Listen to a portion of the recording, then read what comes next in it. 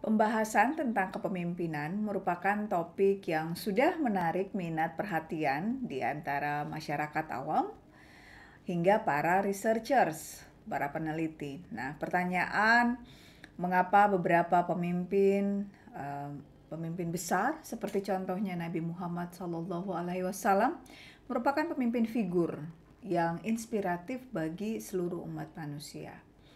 Juga ada beberapa pemimpin seperti Julius Caesar ataupun Alexander the Great itu kenapa bisa membuat kerajaan. Dan mengapa pemimpin seperti misalnya Adolf Hitler menggunakan kekuasaannya yang kemudian menimbulkan pro dan kontra. Lalu mengapa pula sejumlah pemimpin itu bisa memiliki followers yang loyal, yang mau berkorban jiwa raga untuk pemimpinnya. Bahkan sebaliknya juga kita tidak banyak mengenal ya, ada juga pemimpin yang kemudian mati atau terbunuh di tangan bawahannya. Nah, pertanyaan-pertanyaan ini kemudian menimbulkan spekulatif jawaban tentang kepemimpinan yang beragam, dan penelitian-penelitian dalam topik kepemimpinan menitik beratkan pada hal-hal apa yang mempengaruhi efektivitas kepemimpinan. Para peneliti telah berupaya untuk menemukan berbagai traits kepemimpinan, ability, perilaku, sumber-sumber kekuasaan atau aspek situasi yang menentukan bagaimana pemimpin mempengaruhi bawahan dan bagaimana pemimpin mencapai tujuan kerja. Nah, juga minat yang besar pada penelitian memahami kepemimpinan sebagai sebuah proses share dalam tim atau organisasi dan alasan mengapa proses di dalam organisasi yang melibatkan pemimpin ini menjadi efektif atau tidak efektif. Beberapa definisi tentang kepemimpinan diasosiasikan dengan istilah-istilah yang cukup sering kita gunakan secara bersamaan. Istilah kepemimpinan kita sering gunakan dengan kekuasaan, power, istilah otoritas, manajemen, administrasi, bahkan kontrol dan supervisi itu adalah istilah-istilah yang sering banyak digunakan untuk menggambarkan fenomena yang sama, yaitu fenomena tentang kepemimpinan. Nah, beberapa definisi kepemimpinan antara lain, contohnya ini adalah kepemimpinan adalah perilaku individu yang mengarahkan kegiatan kelompok ya menuju tujuan bersama. Jadi kepemimpinan merupakan sebuah perilaku ya, perilaku mengarahkan suatu tim menuju tujuan bersama. Definisi yang lain juga mengungkapkan bahwa kepemimpinan adalah kemampuan individu untuk mempengaruhi, memotivasi, dan memungkinkan orang lain untuk berkontribusi. Jadi di dalam kepemimpinan ada kata kunci mempengaruhi, memotivasi, dan juga mengajak orang lain, individu di dalam tim untuk berkontribusi. Kepemimpinan juga disebutkan sebagai sebuah proses ya, mempengaruhi kegiatan kelompok yang terorganisir menuju pencapaian tujuan. Jadi kalau dari 3 definisi ini, banyak definisi tentang kepemimpinan, tetapi dari 3 definisi ini memang ada satu kata kunci atau hal yang kita bisa garis bawahi, yaitu proses mempengaruhi. Jadi ada influence proses di dalam sebuah dinamika kepemimpinan dalam mencapai tujuan bersama. Nah, kemudian apakah kepemimpinan merupakan suatu peran? Ya, apakah kepemimpinan itu adalah sebuah peran, specialized role, atau merupakan share influence process? Ya, ini kemudian menghasilkan berbagai perspektif yang berbeda.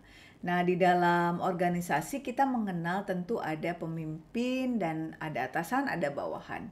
Dan individu yang memiliki tanggung jawab dalam menjalankan peran mensupervisi, mengotorisasi, melakukan kontrol itu kita kenal sebagai leader atau pemimpin.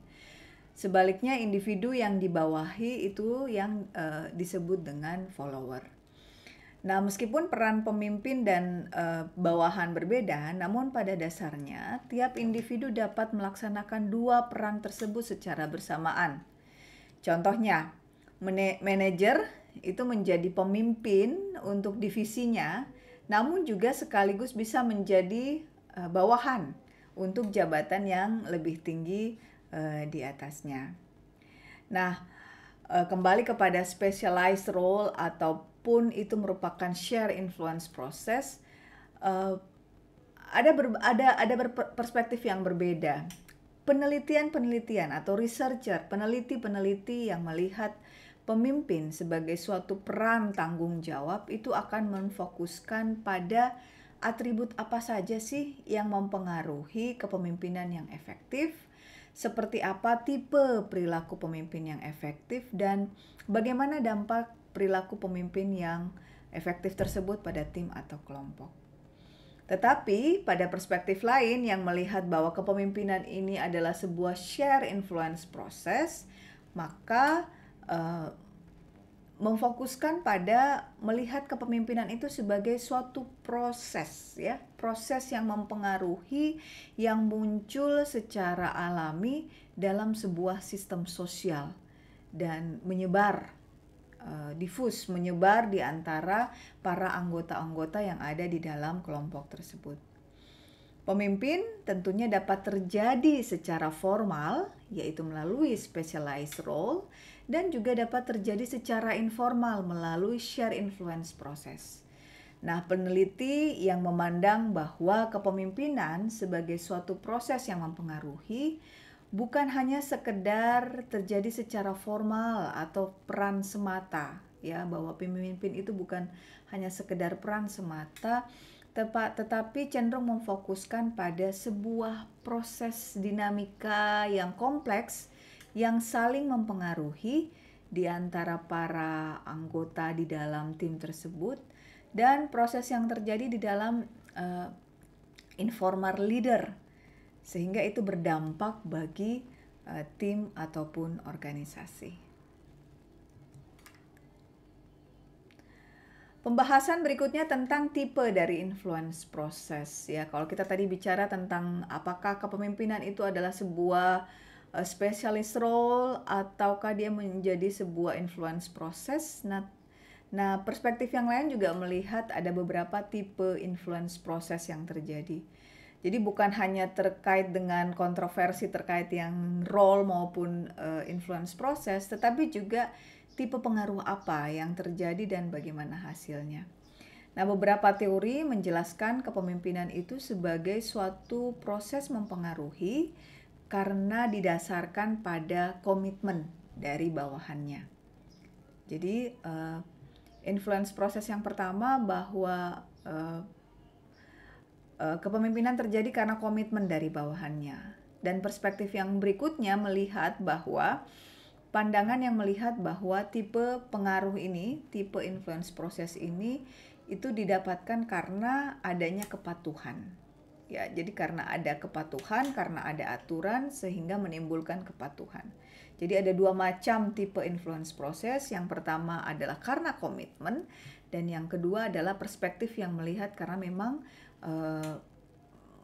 kepemimpinan ini bisa menghasilkan sebuah kepatuhan akan aturan, ya, yang sudah ditetapkan oleh organisasi atau tim tersebut.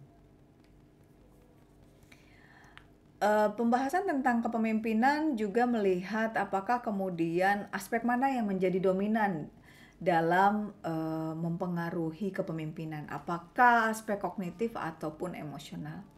Dan topik ini kemudian menjadi perbedaan, ya, dalam hal aspek kognitif maupun emosi, di mana beberapa peneliti memandang bahwa proses kepemimpinan merupakan sebuah proses kognitif, ya, karena di dalamnya ada analisis masalah dan juga ada pengambilan keputusan, sehingga itu melibatkan aspek kognitif. Tetapi pada beberapa pandangan juga melihat bahwa kepemimpinan ini adalah sebuah dinamika emosional yang terjadi oleh seorang individu dalam sebuah tim ya, sehingga aspek emosi ini menjadi peran penting dalam mempengaruhi keputusan dan perilaku kepemimpinan melebihi daripada aspek kognitif.